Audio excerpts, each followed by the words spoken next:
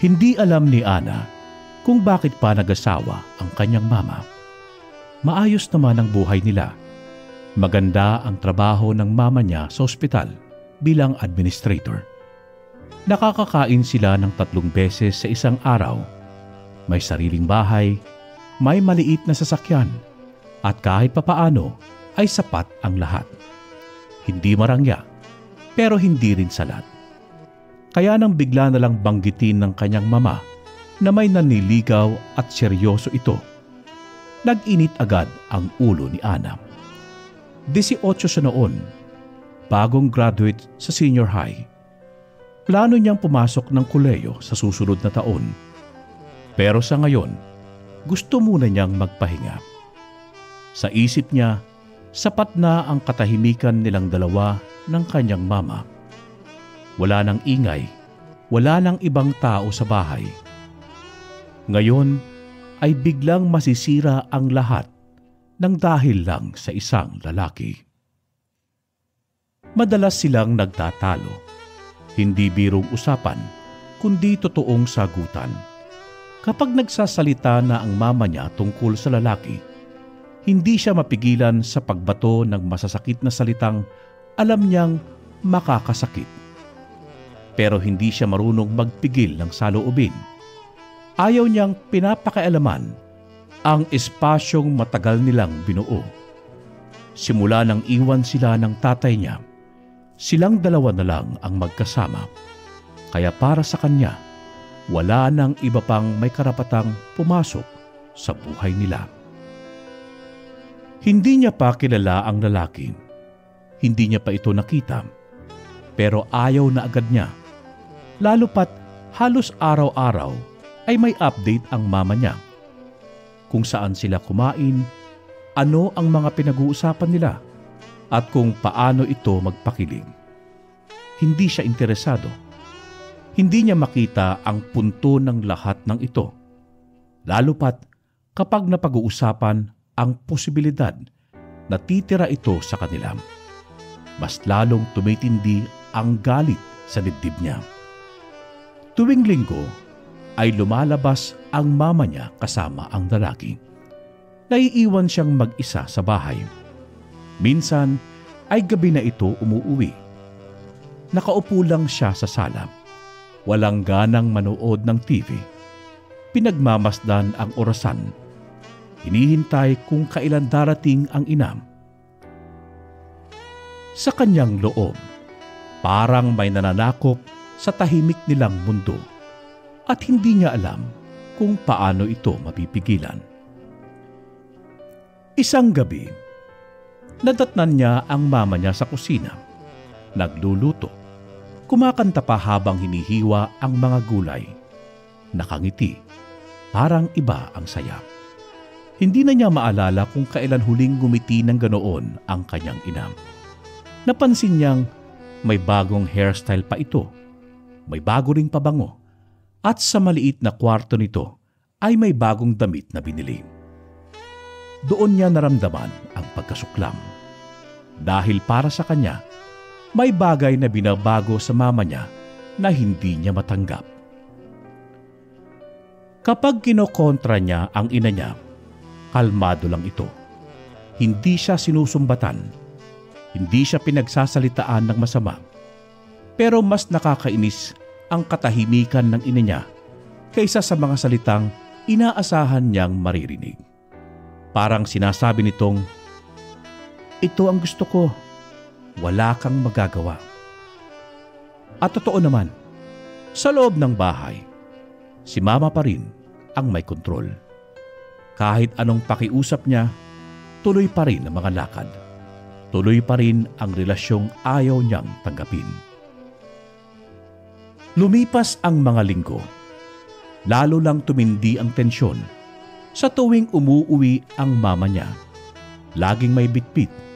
Minsan regalo mula sa lalaki. Minsan pasalubong para sa kanya. Pero kahit anong pagkain o gamit ang iabot sa kanya, hindi niya tinatanggap. Tinitingnan lang niya ng walang emosyon at tahimik na umaalis papunta sa kanyang silid. Doon niya sinasara ang pinto at kinukulong ang sarili sa galit. Pero sa totoo lang, ang galit niya ay may halong takot. Hindi siya takot sa lalaki. Takot siya sa pagbabago. Takot siyang hindi na siya ang sentro ng mundo ng kanyang mama.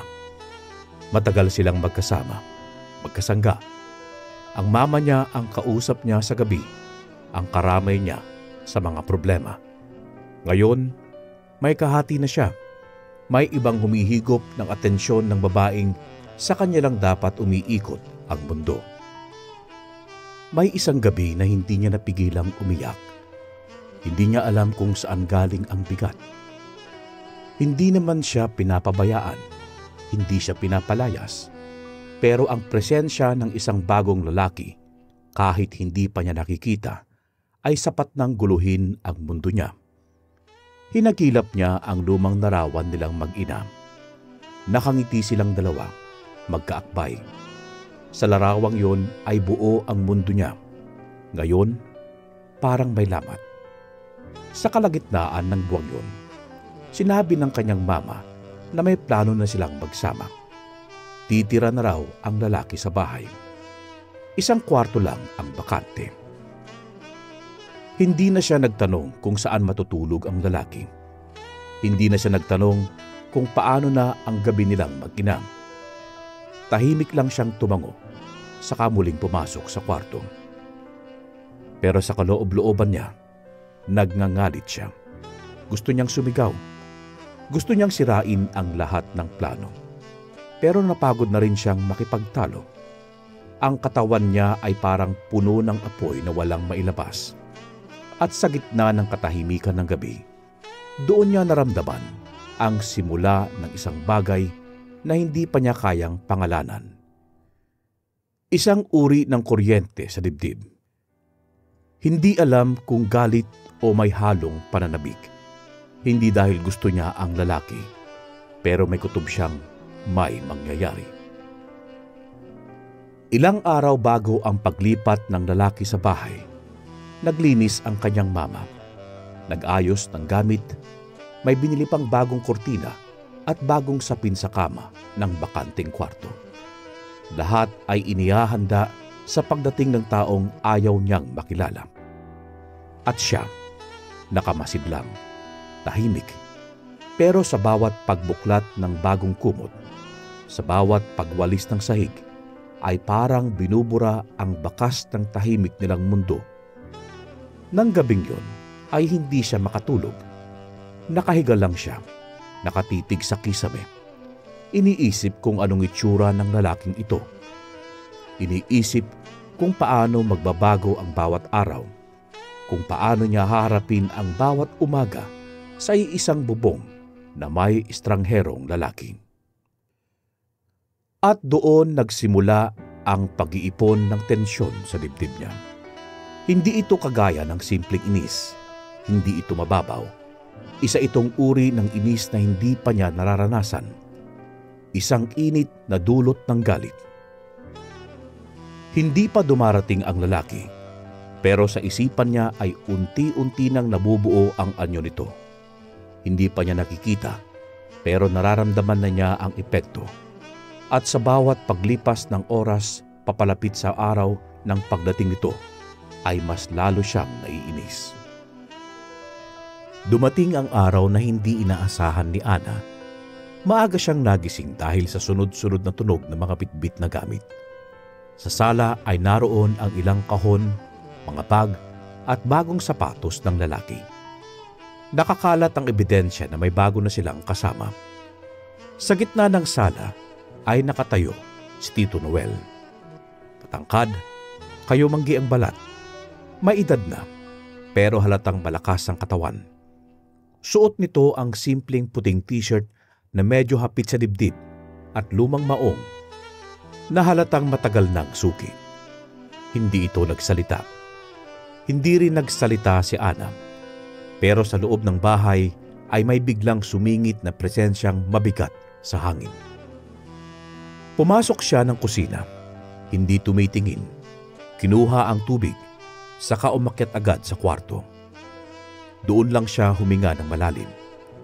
Doon niya ramdam na hindi na pareho ang bahay nila. Parang may gumuhit na linya sa sahig. Dati, bawat sulok ng bahay ay kanya at ng kanyang mama. Ngayon, may ibang paanang lumalakad sa mga sahig na yon. May ibang amoy. May ibang ingay. Sa mga sumunod na araw, tahimik lang si Ana.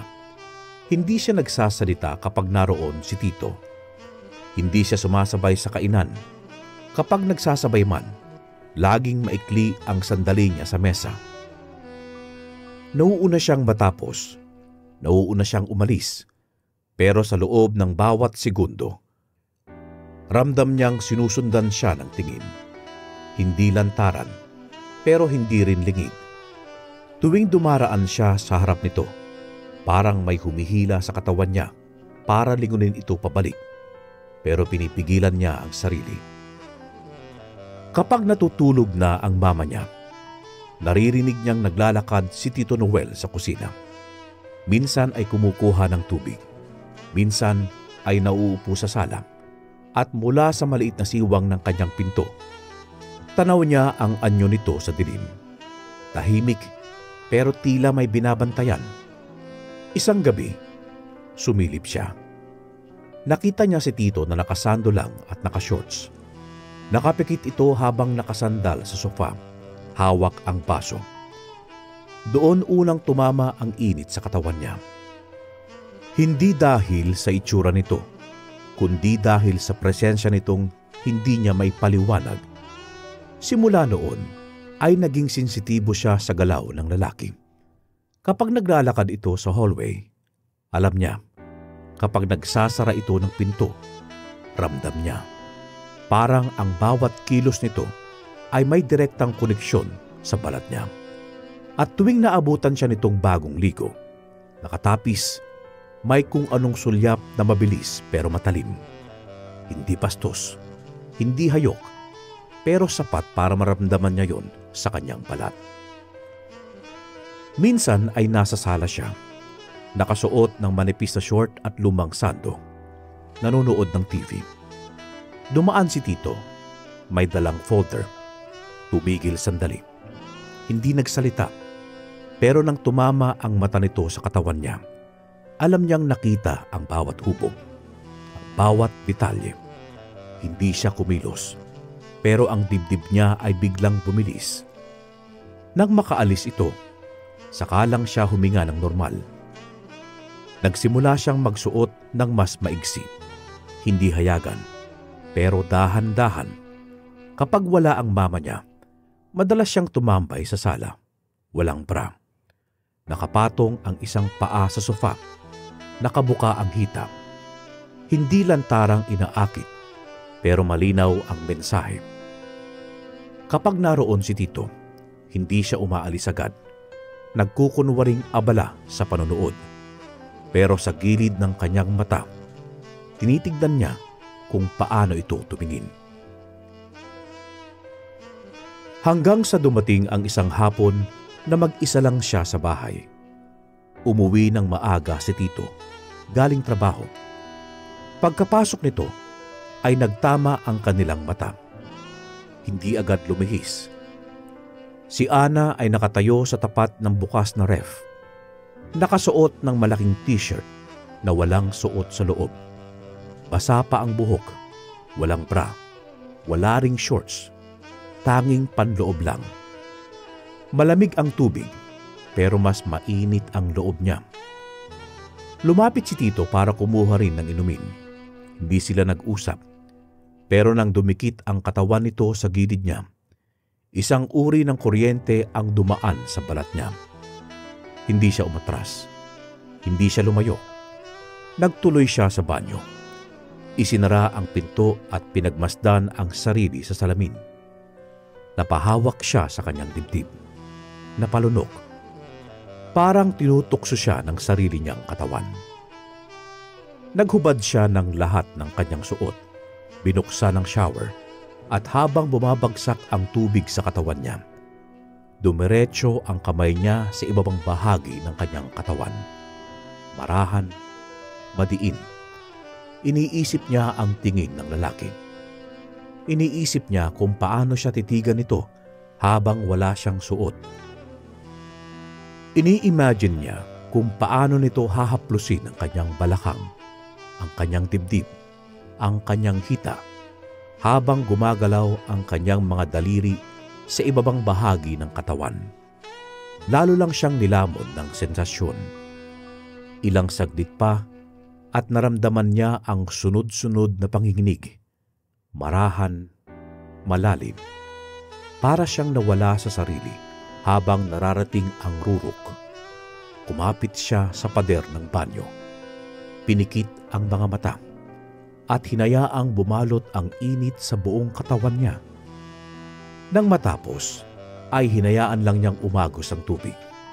Tahimik, pero sa loob niya, hindi na ito simpleng tukso. Paglabas niya ng banyo, ay wala na si Tito sa kusina. Tahimik ang buong bahay, pero parang naiwan sa hangin ang bigat ng nangyari. Hindi pisikal, pero sapat para guluhin siya. Sa kwarto niya ay nahiga siya ng patagilid, walang saplot. Basa ang buhok at mahigpit ang yakap sa unan. Ang isip niya ay paulit-ulit na bumabalik sa mga titig, sa mga galaw, sa mga pagkakataong parang lalong lumalalim ang init. Sa mga sumunod na araw ay hindi na siya umiiwas. Kapag dumidikit sa kanya si Tito sa kusina, hindi siya umaatras. Kapag sinasadyang ipatong nito ang kamay sa kanyang balikat, hindi niya tinatanggal. Minsan ay nadadampian siya nito sa likod habang dumadaan. Minsan ay natutokso siyang sumandal ng bahagya. Lahat ng ito ay hindi nila pinag-uusapan, pero parehong alam kung ano ang nangyayari. Hanggang sa dumating ang gabing nasa sala sila. Nanonood ng TV. Si Mama ay nasa night shift. Si Ana ay nakaupo sa carpet, nakasandal sa sofa. Si Tito ay nasa likod niya, nakaupo rin. Nang biglang umihip ang malamig na hangin mula sa bintana, napalapit siya. Ang braso ni Tito Noel ay tumama sa kanyang balikat. Hindi siya umalis. Bagkus ay parang hinayaan niya ang katawan niya na dumikit pa. Ramdam niya ang init ng hininga nito sa gilid ng leeg niya. Mula sa balikat, gumapang ang palad nito sa kanyang tagiliran. Mabagal. Paakyat. Papunta sa ilalim ng kanyang sando. Huminto ang hininga niya, pero hindi niya tinigil. Sa halip, ay hinila pa niya ng bahagya ang kanyang katawan palapit dito. Ang palad ni Tito ay tuluyan ng humaplos sa kanyang dibdib. Mainit, mabigat. Tinutukso ang bawat hibla ng kanyang balat. Pumikit si Ana. Hinayaan ang palad nito lalaruin ang kanyang katawan. Mula dibdib, pababa sa kanyang tiyan. Hanggang sa marating nito ang kanyang ibabang bahagi. Napasinghap siya. Kagat ang labi. Pinipigilan ng sarili. Pero wala siyang intensyong tumutol. Ang mga daliri nito ay marahang gumalaw. Paulit-ulit. Habang siya ay bahagyang nanginginig. Hanggang sa marating niyang muli ang rurok. Tahimik pero mabigat. Hindi siya nagsalita. Tumayo siya dahan-dahan, walang tingin. Umakyat siya sa kwarto. Tahimik pa rin. Pagdating niya sa kama, nahiga siya nang hindi nagbibihis. Ipinikit ang mga mata. Walang tanong, walang pagsisisi. Simula nang tumira si Tito sa bahay, hindi na siya ang dating Ana. At sa bawat gabing lumilipas, mas lalong lumalalim ang mundong hindi nila pinangalanan, pero pareho nilang gustong pasukin. Simula ng gabing yon sa sala, hindi na muling bumalik si Ana sa dati. Hindi niya alam kung kasalanan ba ito o isang bagay lang na matagal nang hinihintay na mangyari. Pero malinaw sa katawan niya na may nangyaring hindi lang basta pagtukso. May binuksan at hindi na ito kayang isara pa. Sa mga sumunod na araw, kahit walang lantaran na usapan o kilos, alam nilang dalawa kung ano ang nasa pagitan nila. Kapag dumadaan si Tito sa kanyang likod, palaging may dulas ng palad sa balikat o baywang niya. Minsan ay tila aksidenteng nadadampi sa gilid ng dibdib niya. Minsan ay humahawak sa pulso niya ng mas matagal kaysa dapat. Wala silang sinasabi, pero bawat dampi ay may bigat. Bawat haplos ay may ipinapaalala. At si Ana, hindi na tumutol. Hindi rin siya naghahanap ng dahilan. Basta kung kailan dumarating ang init, tinatanggap niya ito ng buong katawan. Isang gabi, maaga siyang naligo. Mainit ang panahon. Pagkatapos ay nagsuot siya ng manipis na shorts at puting panloob na shirt na maluwag. Walang bra. Walang kahit anong suot sa ilalim. Nasa kwarto lang siya, nagpapahangin sa tapat ng electric fan. Naririnig niya si Tito sa kabilang kwarto, nag-aayos ng gamit. Paunti-unting ingay lang, pero sapat para maalala ng katawan niya ang mga nangyari. At habang pinakikinggan niya ito, hindi niya napigil ang kamay niyang gumapang sa kanyang balakang. Pumikit siya. Huminga ng malalim. Tumayo siya at bumaba sa kusina. Kumuha ng malamig na tubig. Hindi niya inaasahan, pero naroon si Tito sa lamesa. Nakaupo. Basa pa ang buhok. Amoy bagong ligo. Napatigil siya. Sandaling nagtama ang kanilang mga mata. Hindi siya umiwas. Lumapit siya sa ref. Binuksan yun. Ramdam niya ang malamig na singaw, pero mas mainit ang palad niya. Lumapit si Tito. Hindi niya narinig ang hakbang, pero naramdaman niya agad ang init ng katawan nito sa likod niya. Tumayo ito sa likod niya. Malapit. Napasinghap siya. Ramdam niya ang dibdib nitong sumasayad sa kanyang likod. Ang kamay nito ay gumapang sa gilid ng kanyang baywang. Hindi siya gumalaw. Nang bumaba ang palad nito sa kanyang hita, sa kanya lang naramdaman ang bigat ng pagnanasa. Tuluyang dumampi ang palad nito sa ibabang bahagi ng kanyang katawan. Sa ibabaw ng kanyang shorts ay ginapang nito ang mainit na haplos. Dahan-dahan, paikot, pababa, paulit-ulit, pumikit siya. Tumagilid ng bahagya para lumapit pa sa katawan nito. Hinawakan siya ni Tito sa balikat. Mas mariin. Ang labi nito ay idinampi sa batok niya. Marahan, mahina, pero ramdam niya ang bigat ng bawat halik. Mula sa batok ay gumapang ang mga halik papunta sa gilid ng kanyang leeg hanggang sa gilid ng kanyang balikat. Ang isa pang kamay nito ay tuluyan ng pumasok sa loob ng kanyang shorts. Diretso, walang tanong. Napakapit siya sa gilid ng bukas na ref.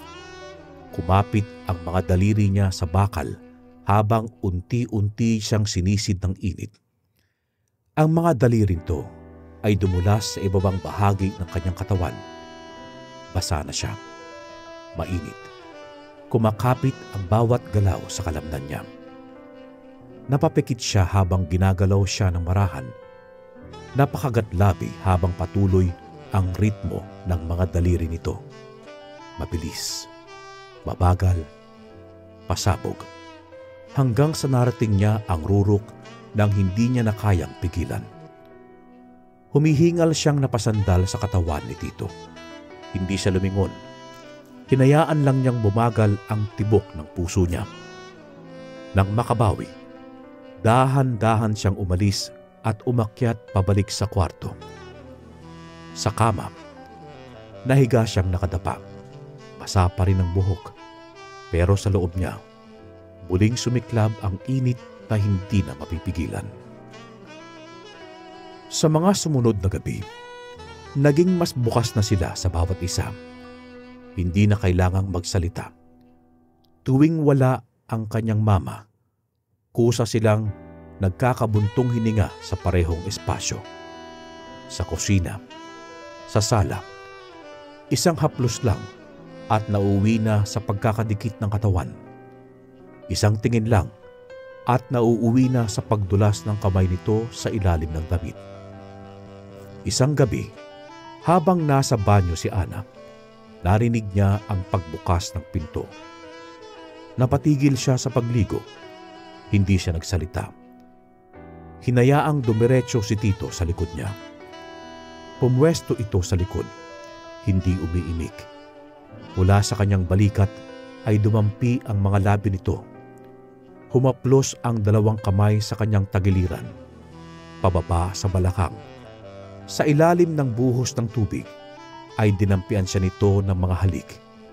Isa-isa, mabagal, walang pagmamadali. Pumihit si Ana paharap dito. Hindi pa rin sila nagkikibuan. Pero ang katawan niya ay kusa ng bumigay. Kumapit siya sa batok nito. Dumikit ang dibdib nila sa isa't isa. Dahan-dahang bumaba ang mga labi nito sa kanyang dibdib. Gumalaw ang dila nito paikot sa gilid. Mainit ang tubig, pero mas mainit ang pakiramdam niya. Ang kamay ni Tito ay muling gumapang pababa sa pagitan ng kanyang hita. Dahan-dahan itong ginagalaw ang kanyang ibabang bahagi. Tumagilid siya. Isinandal ang likod sa malamig na pader ng banyo. Napapikit. Napaungol. Hindi malakas, pero sapat para malaman ng lalaki na tama ang ginagawa nito. Sa loob ng ilang minuto, ay muli siyang dinala nito sa rurok. Marahan, paulit-ulit. Hanggang sa wala na siyang maramdaman kundi ang panginginig ng tuhod at ang kumakabog na dibdib. Pagkatapos ay hinugasan siya ni Tito. Walang salita. Hinaplos nito ang kanyang balikat, ang kanyang likod, ang kanyang bewang. Parang hindi lang katawan ang hinuhugasan nito, kundi ang bawat bahagi ng pagkatao niya na dati ay hindi niya pinapansin. Paglabas nila ng banyo ay tahimik pa rin ang paligid. Pero ramdam niya na sa bawat pagkikita ng kanilang mga mata, may hinugnang tensyon. Wala na silang ginagawang paligoy-ligoy. Kapag magkasama sila, agad silang naglalapit. Minsan sa kusina, habang siya ay naguhugas ng pinggan, dumating si Tito at tumayo sa likod niya. Isinara nito ang pintuan ng cabinet. Doon siya pinaharap. Binuhat siya at pinaupo sa counter. Wala nang intro. Itinaas nito ang kanyang shirt. Tinanggal ang saplot sa ibabang bahagi at tuluyan ng sinisid ang kanyang katawan. Sa ibabaw ng counter ay naramdaman niya ang dila nito sa ibabang bahagi ng kanyang katawan. Hindi mabagal, hindi rin mabilis. Saktong gigil, saktong lambing, saktong sapat para marating niyang muli ang rurok. Kapag mag-isa siya sa kwarto, hindi niya na rin pinipigilan ang sarili. Minsan ay hinahaplos niya ang kanyang katawan habang iniisip si Tito. Ini-imagine kung paano siya nito hinihimas, kung paano nito pinaglalaruan ang bawat bahagi ng kanyang katawan. At kapag napapalapit siya sa sukdulan, pinipikit niya ang mga mata, kinakagat ang unan at hinahayaan ang sarili na marating ang rurok sa gitna ng kanyang katahimikan. Ang bahay na dati ay tila pugad ng gulo ay naging lugar ng lihim. Lihim na umaalab. Lihim na hindi kailangan ng salita. At sa bawat araw na lumilipas, mas lalo silang lumulubog sa mundong sila lang ang nakakaalam. Wala siyang guilt. Wala siyang takot. Hindi niya iniisip kung ano ang maaaring mangyari. Ang alam lang niya, sa bawat dampi ng palad ni Tito, sa bawat halik, sa bawat haplos, mas lalo siyang naliligayahan. Hindi na nila kailangang magtago pa. Wala nang laman ang pagitan naming dalawa ni Tito na hindi pa naabot. Sa bawat sulok ng bahay ay may ala-ala kaming dalawa. Sa kusina, sa banyo, sa sala, maging sa hagdan. Minsan ay tahimik, minsan ay mabilis. Pero sa bawat pagkakataon, palaging gutom ang mga palad at uhaw ang balat. Hindi na ito tukso, hindi na rin lihim na umaalab. Isa na itong bahagi ng bawat araw. Kapag nagigising ako, alam kong darating ang oras na didikit siya sa likod ko habang naguhugas ako ng pinggan. Hahaplusin ang balikat ko, dudulas ang kamay sa bewang, papasok sa loob ng suot ko, at marahan niyang gagapangin ang ibabang bahagi ng aking katawan. Hindi na ako nabibigla. Sa halip ay kusa akong hihinto sa aking ginagawa. Bahagyang tutuwad at hahayaan siyang galugarin ang parte ng katawan kong matagal nang hinahanap-hanap ng kanyang mga daliri. Isang umaga, habang nag-aayos ako ng sapatos, lumuhod siya sa harap ko. Akala ko ay tutulong lang siya. Pero imbis na ilapit ang sintas, inangat niya ang isang binti ko, hinalikan ng tuhod, at saka dahan-dahang pinasadahan ng halik ang loob ng hita ko. Hindi ako nakakilos. Sa gitna ng liwanag ng araw at pagbubukas ng mga bintana, nandoon ako sa gilid ng mesa. Nilalaro niya ang katawan ko. Naramdaman ko ang mainit niyang hininga na dumampi sa ibabang bahagi ng aking katawan. Mabilis ang bawat haplos, marahan ang bawat halik, hanggang sa marating ko ang rurok habang nakasandal sa dingding. Nanlalambot, nakabuka ang mga hita at napakapit sa balikat niya. Hindi ako nag-ayos. Hindi ko inayos ang buhok ko. Sa halip ay dumiretso ako sa kwarto, humiga at muling pinikit ang mga mata. Isang gabi naman, habang umuulan, nasa sala ako. Nakahiga sa sofa, naka-shorts lang, maluwag na shirt, wala na namang suot sa loob. Siya ay naupo sa paanan ko, kunwaring nanonood ng TV. Pero habang patuloy ang ulan sa labas, dahan-dahan niyang hinaplos ang binti ko, paakyat, paulit-ulit, nang umabot ito sa pagitan ng hita ko. Hinila ko ang shirt ko para tuluyang ibuyangyang sa kanya ang katawan ko. Lumuhod siya sa carpet. Hinila ang aking shorts. Wala na siyang tinira. Isinubsob niya ang mukha niya sa pagitan ng aking mga hita at doon niya ako pinanggigilan ng paulit-ulit. Habang ang ulan ay kumakabog sa bubong, ang mga daliri niya ay pumapasok at lumalabas sa ibabang bahagi ng katawan ko.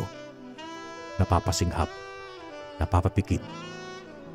Wala akong sinabing kahit ano, pero ramdam kong nauubos ako. Hanggang muli ay marating ko ang rurok sa pagitan ng kanyang mga labi. Hindi siya tumigil agad. Sinimot niya ang lahat ng init. Hinimod ang bawat sulok na kaya niyang marating.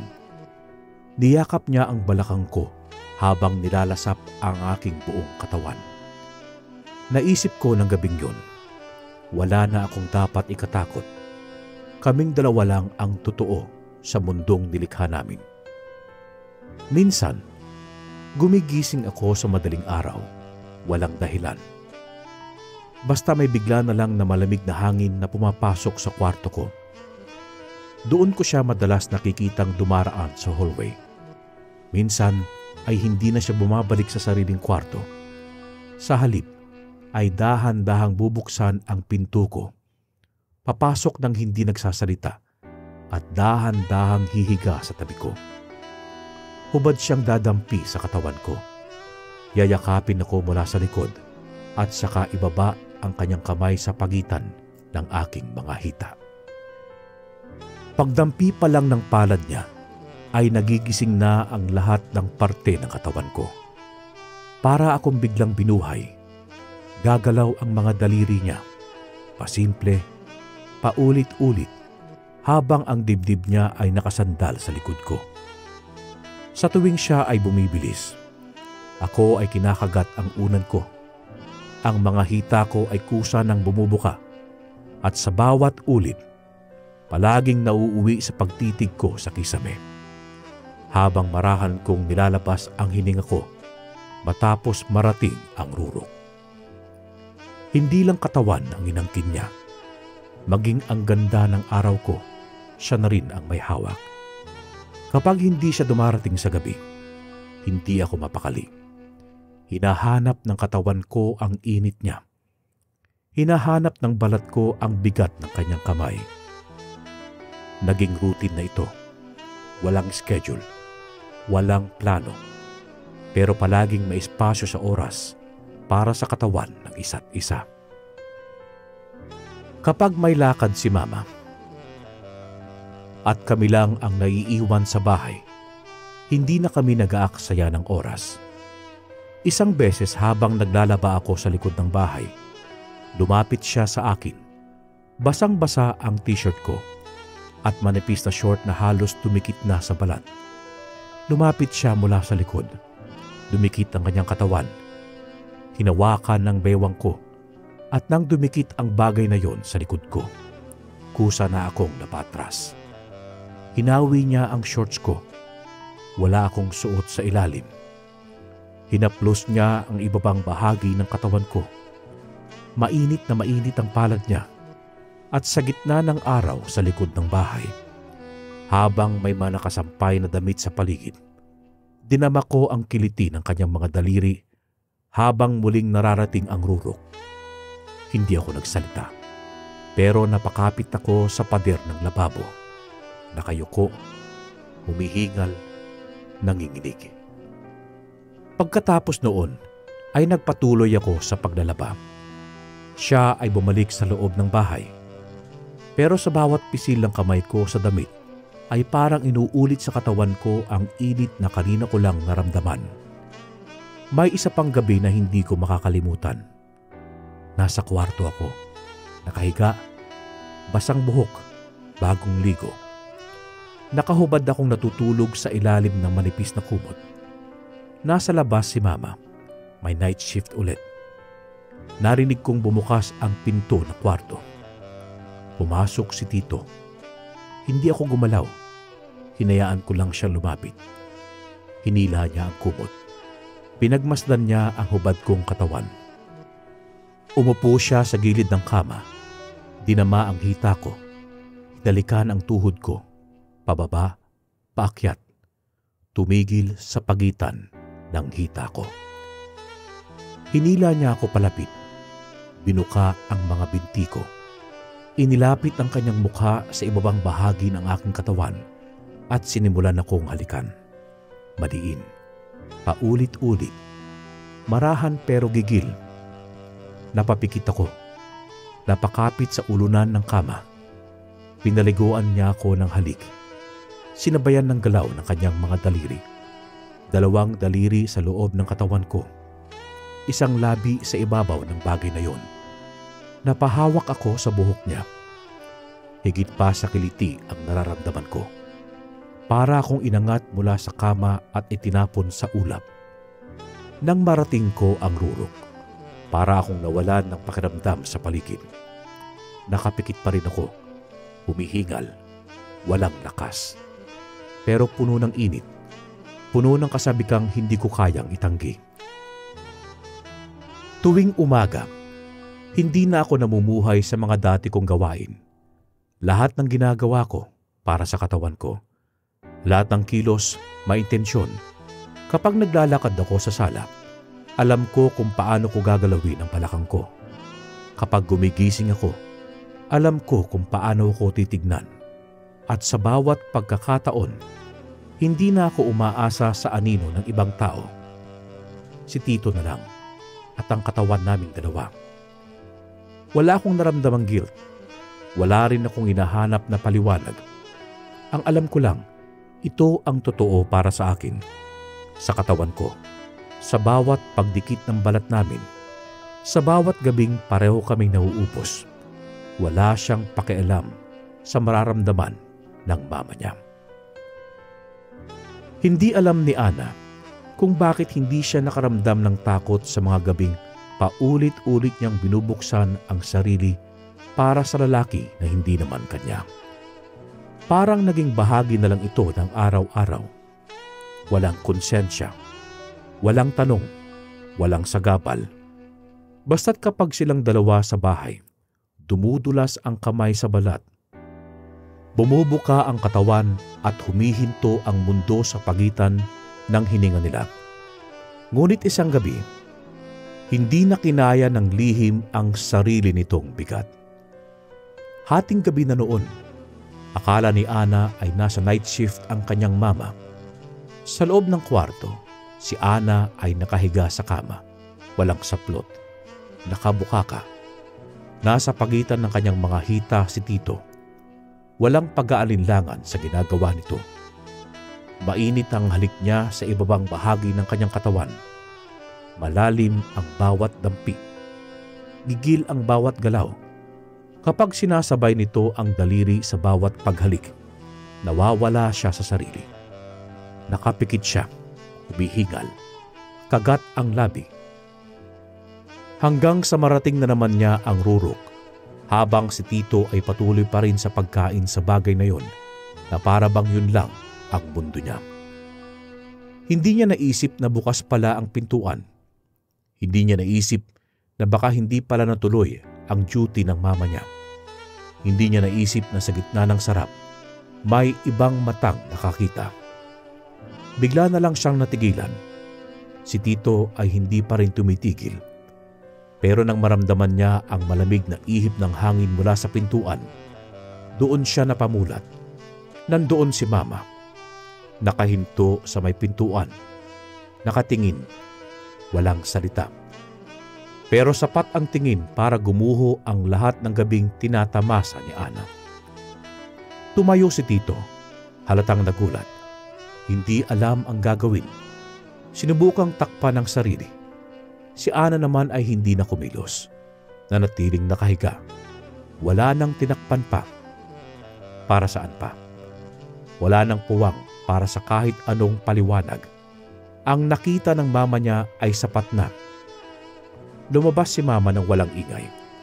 Sa hallway ay narinig ni Ana ang pagbukas ng pinto, ang pagbagsak ng gamit, ang pag-iyak na pilit kinikimkim ng kanyang ina. Ang buong bahay ay parang biglang naging masikip. Ang kwartong kanina lang ay puno ng init, ngayon ay puno ng lamig. Si Tito ay lumabas ng kwarto. Walang sinabi, hindi na lumingon.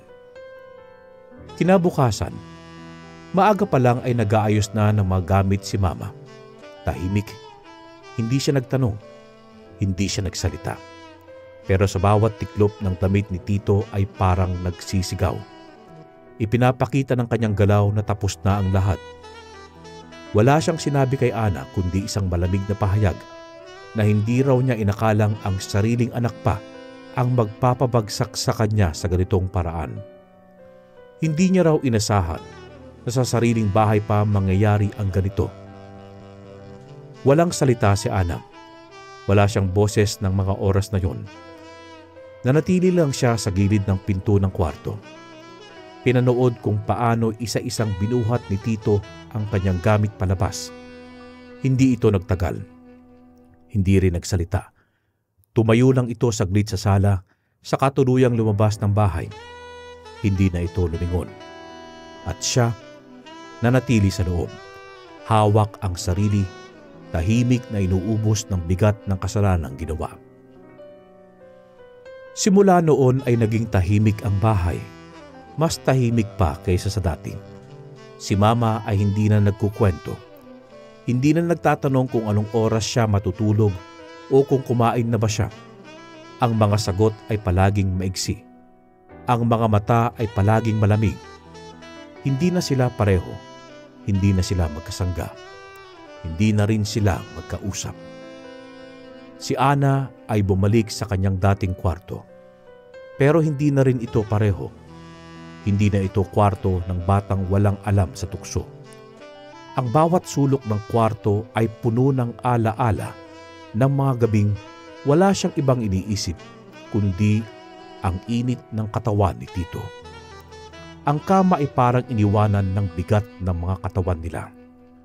Ang salamin sa dingding ay parang palaging may paalala. Wala siyang binago. Wala siyang inayos. Pero pakiramdam niya, hindi na yon ang mundo niya. Sa mga gabi, naririnig pa rin niya ang paghikbi ng ina sa kabilang kwarto. Mahinang iyak. Minsan pigil. Minsan galit ang tunog. Minsan wasak. At siya, nakahiga lang sa kama, hindi na umiiyak. Hindi dahil matatag siya, kundi dahil ubos na siya. Ubos na sa katawan, ubos na sa paliwanag, ubos na sa pagkatao. Wala nang bumalik, wala nang naghanap, wala nang nagtangkang ituloy pa ang kahit ano. Naiwan na lang si Ana sa bahay, kasama ang katahimikan, ang malamig na tingin ng kanyang ina, at ang mga alaala ng gabing siya ay naging ganap na babae sa piling ng isang lalaking hindi kailanman naging kanya. Si Tito Noel, ang bagong asawa ng kanyang mama.